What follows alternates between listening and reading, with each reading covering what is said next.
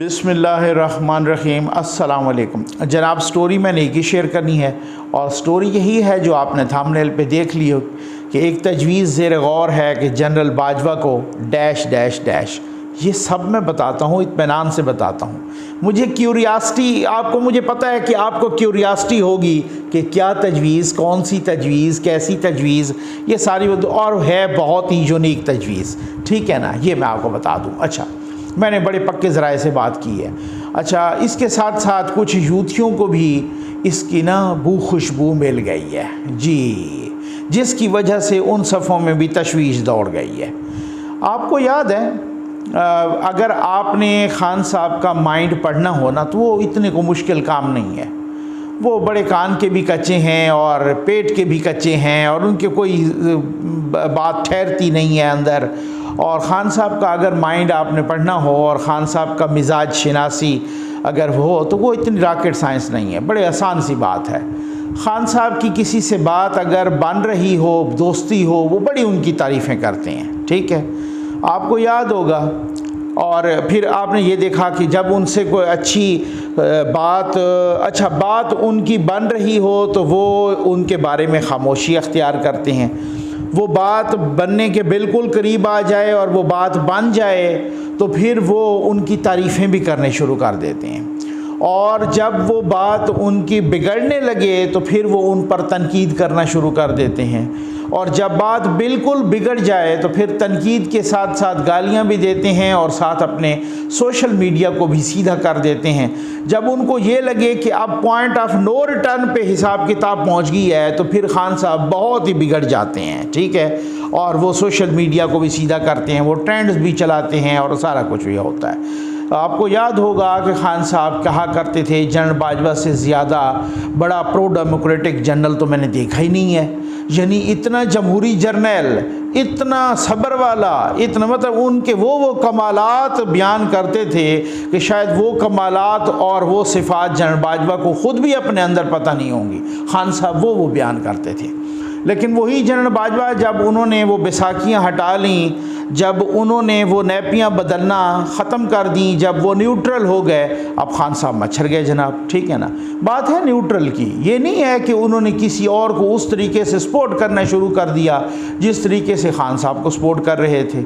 अगर जनरल बाजवा साहब किसी को कोई इकॉनमी की बेहतरी के लिए कह रहे हैं, तो ये कोई हुकूमत की बात नहीं है, ये रियासत की बात है। और मैं समझता हूँ कि ये किसी की भी डिग्निटी हो सकती है, चाहे वो जनरल बाजवा साहब हों, चाहे वो कोई हुकूमती फिगर हो, चाहे कोई और अपोजिशन का बंदा हो। अगर वो पाकिस्तान को संवारने में, कोई माशी हिसाब से उसको रिलीफ प्रोवाइड करने में, कोई पड़ोसियों से, पड़ोसी मुल्कों से कोई इस तरह की कोई सूरत हाल को कर्ज़ के हवाले से फैसिलिटेट करवाने में, तो ये मेरा ख्याल रियासत की बात है, ये सिर्फ हुकूमत की बात नहीं है। और ये पिछली हुकूमत के साथ, खान साहब के साथ भी जनरल बाजवा साहब ने बहुत इस बारे में, किसको नहीं पता कि ये सब का सब। एक मरतबा मुझे ताहिर अशरफी साहब बता रहे थे, चूँकि उनको वो मिडल ईस्ट के सिलसिले में खान साहब ने अपना मुआविन ख़ुसूसी भी लगाया था, तो उन्होंने पूरी ज़िम्मेदारी के साथ बताया कि नकवी साहब, मैं आपको बता रहा हूँ कि जितना कर्ज़ा या जितना रिलैक्सेशन सऊदी अरब से मिला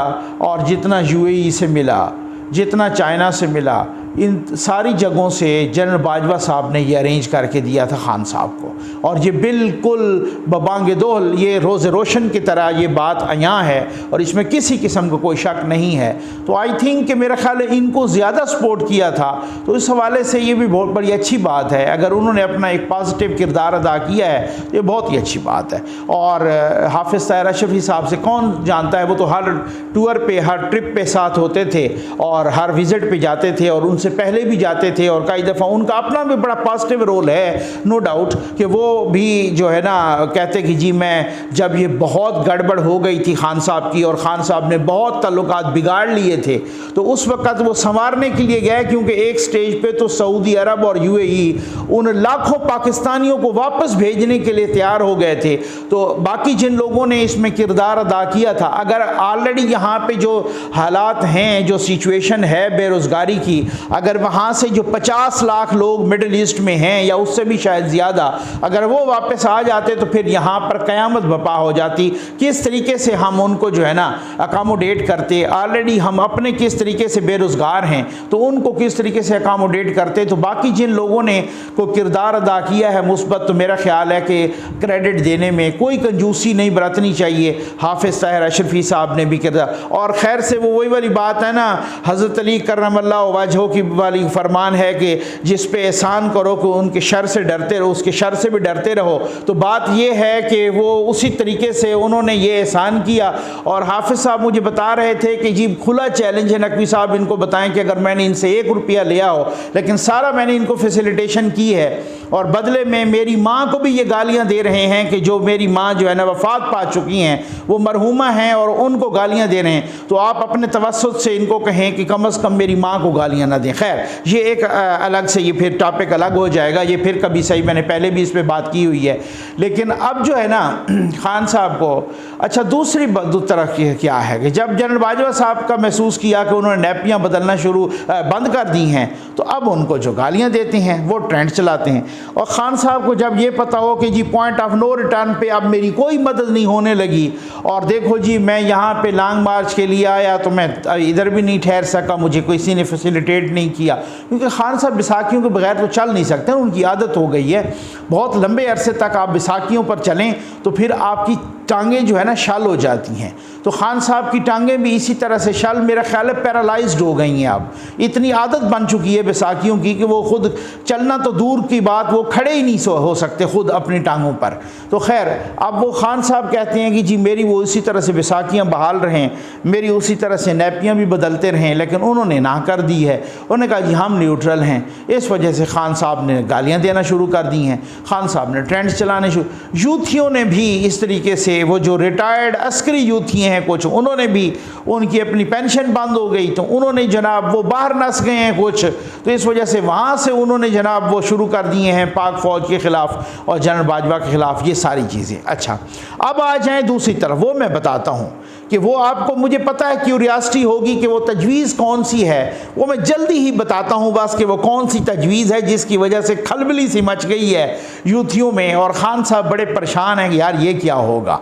अच्छा अब बात ये है कि ख़ान साहब ने कुछ, अब आप दूसरी तरफ देखें तो वो दूसरी तरफ ये है कि जो हुकूमत वक्त है, जो वज़ीर आज़म साहब हैं, जो वज़ीर आज़म साहब की पार्टी है नून लीग, जो पीपल्स पार्टी है, जो मौलाना साहब, वो इतने फूंक फूंक के कदम रख रहे हैं कि वो सेम पेज जो खान साहब के साथ था, मेरा ख्याल है उससे डबल सेम पेज हो गया है। वो बिल्कुल यूँ समझ लें कि यूँ समझ लें कि यारियों में चीज़ें बदल रही हैं, और ये खान साहब के लिए ये बिजली गिर रही है, खान साहब पर ये बड़ी मुसीबत हो रही है। वो इतनी सी भी एक राई के दाने के बराबर भी कोई गलती नहीं कर रहे कि जिससे कंट्रोल टावर नाराज़ हो जाए। उन्होंने ISI को स्पेशल वेटिंग एजेंसी के तौर पे भी लगा दिया, ठीक है। अब तो सुना है IB को भी साथ अख्तियारात मिल गए हैं, वज़ीर आज़म साहब ने वो किए हैं। अच्छा साथ ही उन्होंने, देखें जी हमने सुना था कि जस्टिस मकबूल बाकिर साहब को बनाया जा रहा है, अब वो कह रहे हैं कि उधर उनको भी नहीं बनाया जा रहा, ठीक है ना, चेयरमैन नैब। इसी तरीके से आप अली वज़ीर का मामला देख लें, इसी तरीके से आप हुकूमत सिंध में वो जो बलोच और उनकी ख़वातीन वो बैठी थी, किस तरीके से उनको सिंध पुलिस ने वहाँ से उठाया और किस तरीके से लाठी चार्ज किया। तो ये वो सारी चीज़ें, एक दिन बयान आया कि जनाब ये जो स्पेशल सेल की वजह से ये सारा FATF से नाम निकल रहा है, दूसरे दिन ही वज़ीर आज़म साहब ने स्पेशल उनको क्रेडिट भी दे दिया। अच्छा जी परवेज़ मुशर्रफ साहब का मामला है तो वो जनाब और तो और नवाज शरीफ साहब ने भी ट्वीट कर दी खैर सगाली की, और साथ कहा कि इनको फैसिलिटेट भी किया जाए। तो वो इतना सा भी स्पेस नहीं छोड़ रहे और इतना सा भी मौका नहीं गंवा रहे कि जहाँ पे बिल्कुल जनाब यूँ समझ लें कि कंट्रोल टावर के बेपनाह खुशी हासिल करने और बेपनाह जो है ना उनके साथ सेम पेज पे, और बिल्कुल वो पक्की यारी है भाई, ठीक हो गया ना। ये अब खान साहब के लिए बड़ी तशवीशनाक बात है, बहुत ही तशवीश की बात है, क्योंकि खान साहब की सर्वाइवल इसी में थी 3.5 साल तक कि किसी तरीके से नवाज शरीफ की बिगड़ी रहे, किसी तरीके से मरियम नवाज़ की बिगड़ी रहे, किसी तरीके से नून लीग की बिगड़ी रहे कंट्रोल टावर के साथ, किसी तरीके से पीपल्स पार्टी की इन सब की अनबन रहे, और मैं जनाब इसी तरीके से इस अनबन के नतीजे में बन ठन के अपनी हुक्मरानी करता रहूं। तो खैर वो खान साहब, अब वो मामलात बड़े तब्दील हो गए हैं। अब मामला ये है कि कुछ आपने देखा होगा, नजम सेठी साहब से भी सुना होगा कि अब वो मामला इतना अहमियत का हामिल रहा ही नहीं, क्योंकि अब वही होगा जो बाजवा साहब चाहेंगे। अब नया आर्मी चीफ भी वही आएगा जो बाजवा साहब चाहेंगे। अब मैंने जहाँ तक ये वही वाली सेम सूरत हाल है माजरत के साथ, जिस तरीके जैसे वो अनवर मकसूद साहब ने नहीं कहा था, बहुत ज़बरदस्त किस्म के स्कॉलर किस्म के वो राइटर भी हैं और बहुत ज़बरदस्त लिखते हैं, उनका अपना ट्विटर अकाउंट भी है। तो वो जैसे अनवर मकसूद साहब ने कहा था ना कुछ अरसा पहले कि कोई तो है जो निज़ाम मुल्की चला रहा है, वो बाजवा है, ठीक है ना। अच्छा चले आगे चलते हैं। तो वो जनाब बात ये है कि अब जो वो चाहेंगे वही आर्मी चीफ हो, मतलब वो से मुराद ये है जो GHQ चाहेगा। ये इस अच्छा, मैं आपको ना एक अपनी जो पर्सनल मेरा वो ओपिनियन है ना, वो भी मैं नो डाउट जो प्रेरोगेटिव होता है वो प्राइम मिनिस्टर का होता है, प्राइम मिनिस्टर को ही लगाना चाहिए, और प्राइम मिनिस्टर का प्रेरोगेटिव और उनकी डिस्क्रिशन होती है, उनकी डिस्क्रिशनरी पावर होती है सिविलियन हुकूमत की, और ये सिविलियन सुप्रीमेसी भी। मैं खुद भी डेमोक्रेसी सिविलियन सुप्रीमेसी का बड़ा कायल हूँ, ठीक हो गया ना। वो कि हम बहुत दफ़ा भुगत भी चुके हैं, लेकिन मैं आज भी उसी पे कायम हूँ। लेकिन ये जो कुछ तकर्रियाँ होती हैं ना, जैसे खान साहब भी अड़ गए थे जनाब पिछले DGI-SI की तकर्री पर, और ये जो तकर्रियाँ होती हैं ना कुछ जो इस तरीके की डिफेंस की तकर्रियाँ होती हैं, आर्मी चीफ की, DGI-SI की, ये मेरे ख्याल है ज़्यादातर वो कंसर्न सर्कल्स को पता होता है। ज़्यादातर इसकी जो ओपिनियन, जैसे अब आप देखें ना, एक पहले चीफ जस्टिस साहब को भी हुकूमत लगाया करती थी, ठीक है, लेकिन वज़ीर आज़म साहब, फिर उसके बाद फटे भी पड़े बीच में। तो अब उन्होंने एक सुप्रीम कोर्ट ने एक पक्का फैसला कर लिया है कि जैसे सीनियरिटी बेस पे वो अगला पहले, अब आप आगे से 10 साल तक भी देख लें तो आपको पता चल जाएगा कि उसके बाद किस किस सन में, किस किस महीने में, किस किस दिन में कौन कौन सा चीफ जस्टिस आएगा, ठीक है ना। इसी तरीके से मेरा ख्याल है ऐसी तकर्रियों का भी जो मेजर फीडबैक हो ना, वो इसी GHQ से ही लिया जाना चाहिए, क्योंकि उनको बहुत पता होता है अच्छे से। मुझे नहीं पता होता, किसी भी सिविलियन को या पॉलिटिशियन को उस तरीके से पता नहीं होता। जो जर्नल 3 स्टार जनरल बन के आ जाता है, और फिर जो GHQ का और जो एजेंसीज का जो उनका वो होता है ना, तो किसी किस्म का रोला भी ना हो। लोगों ने देख लिया ना लगा के, जनरल ज़ियाउल हक को जुल्फ़िकार अली भुट्टो ने लगाया था, 5-6 को वो क्रॉस किया था, तो उनके साथ उन्होंने क्या किया। जनरल परवेज़ मुशर्रफ साहब को लगाया था नवाज शरीफ साहब ने, तो उन्होंने उनके साथ क्या किया, 5वें-6ठे नंबर से उठाया था, ठीक है नहीं, उन्होंने क्या किया उनके साथ। तो ये वो कि किसी किस्म के वो नहीं, मेरा ख्याल है इस चीज़ को ना वंस एंड फॉर ऑल को इस तरह का फार्मूला जो है सेट करना चाहिए, और ये फार्मूला इस तरह से होना चाहिए कि ये GHQ जिस तरह की रिकमेंडेशन देती है ना, तो उनकी रिकमेंडेशन की बड़ी वेटेज होनी चाहिए, ठीक है। उनका वो प्रेरोगेटिव रहे, अपने डिस्क्रिशनरी पावर जो है ना प्राइम मिनिस्टर की रहे, लेकिन उनका, क्योंकि वो बहुत बेहतर समझते हैं ऐसी सूरत हाल में। हाँ, जो ये सूरत हाल हुई थी कि स्पेशल वेटिंग एजेंसी के तौर पे, इसकी मैंने भी मुखालफत की थी, क्योंकि सिविलियन को भी उसी तरीके से अगर किसी कैंडर दिया जाता है, तो मैं समझता हूं कि मैं वो वाली बात है ना कि अल्लाह के अलावा इंशाअल्लाह मैं आपके दुआओं से किसी से नहीं डरता। लेकिन ये एक मेरिट की बात है कि जब ये डिफेंस की ये जो बड़ी तकर्रियाँ हैं ना, ये उसी इदारे का ही फीडबैक लिया जाए तो वो बहुत बेहतर होता है, क्योंकि वो बहुत बेहतर जानते हैं हमसे, उनका अपना काम होता है, जिसका काम उसी को साझे। अब आ जाएं उस तजवीज़ पर कि वो तजवीज़ क्या है। कुछ मेरे दोस्त पिछले दिनों वो व्लॉग भी कर रहे थे, और वो बता रहे थे कि जनाब जनरल बाजवा साहब को एक और एक्सटेंशन भी खारिज अज़ इम्कान नहीं है। गो कि वो कह चुके हैं, वो DGI-SPR भी कह चुके हैं कि जी वो एक्सटेंशन नहीं लेंगे, और अगर उनको ऑफ़र भी की गई तो कबूल भी नहीं कर। मेरे ख्याल ये बहुत ही इसमें, अब मेरे पास जो सोर्सेज के ज़रिए ख़बर आई है, अच्छा खारिज वाकई ये बात ठीक है, खारिज अज़ इम्कान कुछ भी नहीं होता। उनको प्राइम मिनिस्टर मसलन कह सकता है कि जी आपको आप चूँकि मेरे अंडर आते हैं तो मैं आपको ऑर्डर करता हूँ कि आपको एक्सटेंशन लेना पड़ेगी। ठीक हो, एक बात होती है ना, मसलन मैं आप अपनी एक असेसमेंट दे रहा हूँ, ठीक। लेकिन मेरे पास जो एक ज़राए से ख़बर आई है वो ये आई है कि जैसे इंडिया में है ना chief of defence staff CDS, उस तर्ज का कोई जो है ना चीफ ऑफ डिफेंस स्टाफ, आपको पता है इंडिया में पहला लगाया गया था जनरल बिपिन रावत को।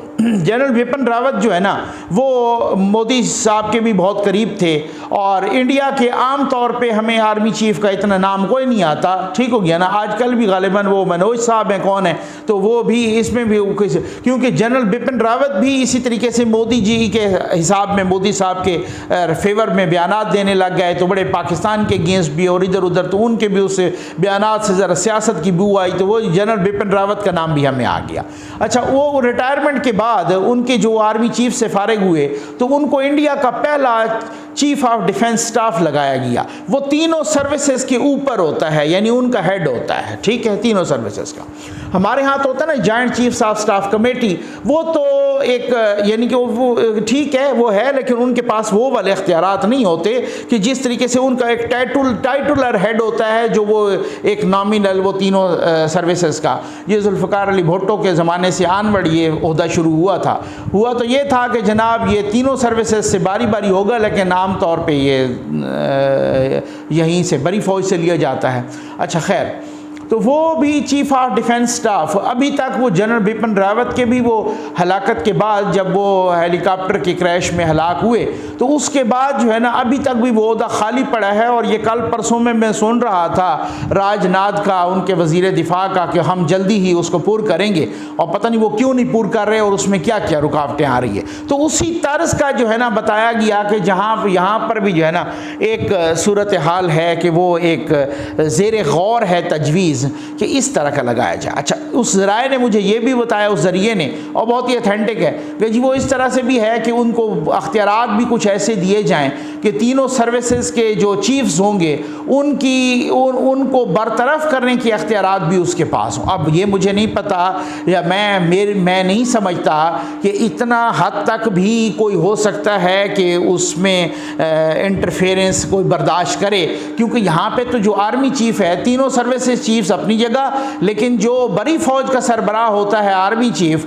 वो तो बहुत ही यूं समझ लें कि जंगल का बादशाह होता है ना। तो क्या वो ऐसी अपने कुछ अख्तियारात का या इस तरीके से, या वो बर्दाश्त करेगा, या वो, अच्छा उनके फर्दर क्या प्रॉस एंड कॉन्स होंगे वो अभी ज़ेर गौर हैं, उसके फर्दर क्या डिटेल्स क्या होंगी वो अभी ज़ेर गौर हैं। वो कितने अरसे के लिए आएगा, कह रहे थे कि वो 6 साल के लिए उनको लगाया जाएगा, तो वो अब ज़ेर गौर है। और वो ज़रिया ये भी कह रहा था कि यही ज़ेर गौर है कि उस पहले चीफ ऑफ डिफेंस स्टाफ के तौर पे जनरल बाजवा साहब को लगाया जाए। अब ये भी ज़ेर गौर है, और बहुत सारी बातें ये अभी हैं प्री मैच्योर, लेकिन ये बातें कहीं से स्लिप होके यूथियों के हाथों लग गई हैं। ये मैं आपको बता दूं, यूथियों के कुछ रिटायर्ड अस्करी यूथिये, या जिनको मैं रिटार्डेड अस्करी यूथिये कहता हूँ, जो बाहर बैठ के जिनकी पेंशन भी बंद है, उनको भी ये बू खुशबू लग गई है, और वो भी यूथियों को खबरदार कर रहे हैं कि देखें जी। तो अब आपको समझ आ गई होगी कि जनरल बाजवा को हिट करना या टारगेट करना या उनको गद्दार, और बार बार अब यहाँ तक कि वो जो रिटार्डेड अस्करी यूथिये जो कुछ बाहर बैठे हैं और अपने यूट्यूब पे वो यहाँ तक कह रहे हैं कि जनरल बाजवा के जो सुसर हैं उनको वो कह रहे हैं कि वो कादियानी है। ठीक हो गया ना। अब आप अंदाज़ा कीजिए कि ये वही वाली शरारत है जो उनके चीफ ऑफ आर्मी स्टाफ बनने के वक्त ये शरारत शुरू हुई थी। ठीक हो गया ना। तो खैर अब उस हवाले से जो भी है, तो उस मतलब मुख्तलिफ, मेरी नहीं आदत कि मैंने कभी भी इस तरह का कि जिनके बारे में कोई कन्फर्मेशन ना हो, जिनके बारे में जिनका कोई पर्सनल वो मैटर हो, जिनको इस तरीके, हालांकि बहुत सारे लोग कह रहे हैं, आपने सोशल मीडिया पे देखा होगा इमरान खान साहब के नाना के बारे में कि वो भी ग़ुलाम अहमद कादियानी के पत्नी को खलीफा थे या वो क्या थे, तो वो उस हवाले से वो कहने का सफ़ा नंबर भी बयान कर रहे हैं फ़लाँ उनकी बुक का। तो बहुत सारे खान साहब के कुछ बयानात भी ऐसे, उस पर मैंने भी वीडियो की थी, लेकिन वो ये नहीं है कि उसमें कोई मैं उस तरीके से कह सकता हूँ कि जी इस तरीके उनके बयानात की बुनियाद पे तो कहा जा सकता है कि किसी के साथ उनकी हमदर्दी हो, लेकिन उनके बयानात में हमने खुद देखा कि ये बात चली थी। तो फिर बाद में हमने खुद ये भी देखा कि जनरल बाजवा साहब ने अपने घर में बहुत सारी मिलाद भी करवाई थी। मतलब यहाँ पे ये सूरत हाल है ना।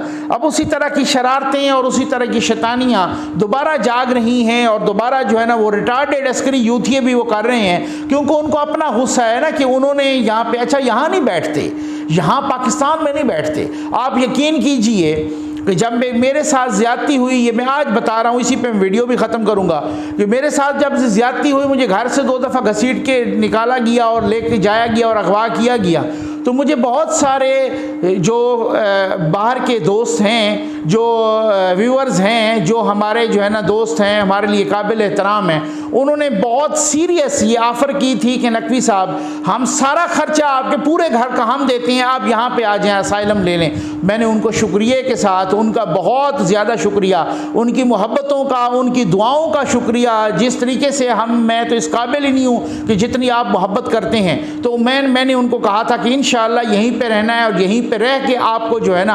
आपको ख़बरें भी प्रोवाइड करनी हैं, क्योंकि मारने वाले से बचाने वाला बहुत ज़्यादा ताकतवर है। तो भाई आप हिम्मत करो ना, आप यहीं पे पाकिस्तान में बैठो और फिर उसके बाद हम देखते हैं कि किस तरीके से आप में हिम्मत है, और हिम्मत करें और आपको आप अपना उसी तरीके से इस्तेमाल करें आज़ादी इजहार राय का हक, और फिर उसके बाद हमें पता चले कि आप कितने बहादुर हैं। आप भाग जाते हैं बाहर और वहाँ से बैठ के आप चू चू करते हैं और वहाँ से बैठ के आप पाकिस्तान के ख़िलाफ़ और पाकिस्तान के इदारों के ख़िलाफ़ बोलते हैं। हम तारीफ़ भी करते हैं और साथ तनकीद भी करते हैं। तो ये वो तजवीज़ थी। आप देखें कि ये तजवीज़ कहाँ तक जाती है, या देखें कि ये एक्सटेंशन में बदलती है, या देखें कि ये नेक्स्ट CDS जो है ना, या CDS टाइप का या CDS के तर्ज का कोई ओहदा क्रिएट करके जनरल बाजवा साहब को बनाया जाता है। कितने साल के लिए बनाया जाता है, उनके अख्तियारात क्या होते हैं, या जनरल बाजवा साहब रिटायर होते हैं और अपनी मर्जी का चीफ लगवा देते हैं। ये सारी चीज़ें ये बहुत गौर तलब हैं। लेकिन एक बात यूथियों तक, खान साहब तक पहुंच चुकी है कि वो खान साहब को अभी वो दाल गलती हुई नज़र नहीं आती, जिनको उन्होंने फेवर कर के इतना हाईलाइट किया कि उनको मुतनाज़िया बना दिया। वो बहुत अच्छे जनरल थे, लेकिन खान साहब ने उनको मुतनाज़िया बनाया है और उनके फ्यूचर को भी ख़राब किया है। तो बस ये सूरत हाल है। आप देखें क्या होता है। इसके साथ आपको फर्दर भी जो डिटेल आएगी, इसकी अगली वीडियो इंशाअल्लाह आएगी, वो आप देख लेंगे कि ज़बरदस्त किस्म की एक ना बहुत बड़ा स्कैंडल है, वो आपके साथ मैं डिस्कस करूंगा। उम्मीद है आपको वीडियो पसंद आई होगी। आपका बहुत बहुत शुक्रिया।